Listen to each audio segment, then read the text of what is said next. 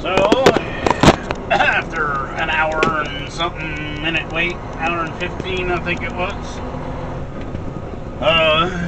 I finally get out of here. I pulled in there just in time, that job site there at this college that I'm at, out in the middle of freaking nowhere. Literally, out in the middle of nowhere. Right when they started their lunch break. So, they took an extended lunch break because that went on for a while. It was at least 45 minutes, but by the time I got everything done, an hour and 15. So, this is not Coolidge proper. Coolidge proper is off to, well, on this camera over here. No warning on that speed bump. Anyway, so Coolidge is off to the left, and I'm debating whether to go back to I-10 or go back to Coolidge, or go back over through Coolidge. I think Coolidge is going to take a lot longer. I think I'll go back to I-10, so I'm going back the way I came. I'll be hitting the interstate back up to, it's a road that intersects I-10 and takes you through the Indian Reservation back into Chandler. So, it's kind of an interesting place out here. I'm not going to say that this isn't, especially the mountains that they built this college next to. I'm just not sure what it was that prompted somebody to say, hey, out in the middle of this desert, far from any civilization, because there was nothing out here when they built this except farms. Why they decided to do that, there must be some philosophy, I assume, behind it, some mission statement. They even have a nice sized pool going there. I don't think that's an Olympic sized pool though. It's pretty big. I guess you could do laps. Doesn't look like an Olympic sized pool though. So I'm pretty sure I know why these people over here built their houses here. There was I thought that was a ranch thing, but I bet that used to be housing, that old abandoned thing with all the doors on it. Probably housing for college students, but Coolidge is not that far. Short drive from here. And so, in fact, there's a sign that says Coolidge city limits right there. Well, I'll have to assume that this college is actually outside of the city limits. So Coolidge has apartments and cheap housing, relatively cheap. It's pretty cheap, actually. They're selling houses over there for next to nothing. They're trying to lure people out here to buy brand new housing. Right down the road here, they built a subdivision of new houses. Then the economy collapsed. I have no idea. I haven't been in there. I don't know if they've sold any of that or if they just let it go. I imagine they've tried to sell it though. There's not much lure to living out here, at least not for me. Maybe for somebody else. I don't know. This guy's selling oranges. He hasn't got a price on it. That's not very smart. I will not waste my time stopping at a side of the road thing that doesn't have a sign that says how much they're selling this stuff for. That probably means he's selling it overpriced, more than I'm willing to pay for it anyway. So back the way I came in, I was talking about this right here. You could tell that there was multiple dwellings in here. 1, 2, 3 doors at least. Now that is one old looking structure. Obviously it's falling apart. I don't know what you're seeing in the coming back up to nurseries. Anytime I come near a nursery, I just start drooling. Especially when I see big trees and big boxes. I'm like, gee, I wish I had the money to buy just one of those trees. They would plant it.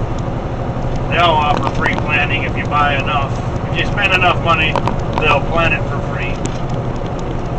That's just a fact. So, but I didn't. Arriving January 16th, fruit and shade trees. Oh wow. tomorrow. Today's 15th, that's tomorrow. I won't be getting any of them. That was some kind of government car there. I always look at them interesting. There's a fire station right there with the flag flying. They got office modules or whatever. That's actually, that looks like the sheriff's station too. That's what they do out in the middle of nowhere. They just put temporary things in until they build up. Once they build up, then they decide whether they're going to go ahead and put a permanent structure, some nice horsies. I love horsies too. I don't own any, never have, but I think they're some of the most beautiful creatures on the earth. In fact, I would take them over a dog, but I can't have a horse on my property, and I wouldn't want the expense of keeping one. So I imagine one horse eats more than 4 dogs in a day. That would be probably a good guess. I had a grandfather that owned a horse out in Sun City, and my mother lives in that house now, and it still is a horse property with a stable and everything. But horse is a little bit more responsibility than a dog, I do believe. Probably having them checked out by a vet and all that isn't too cheap either. That's just out of my price range. I like my doggies.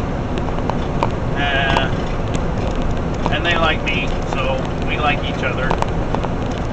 And we get along just fine. I'm 6 minutes and 45 seconds into this one.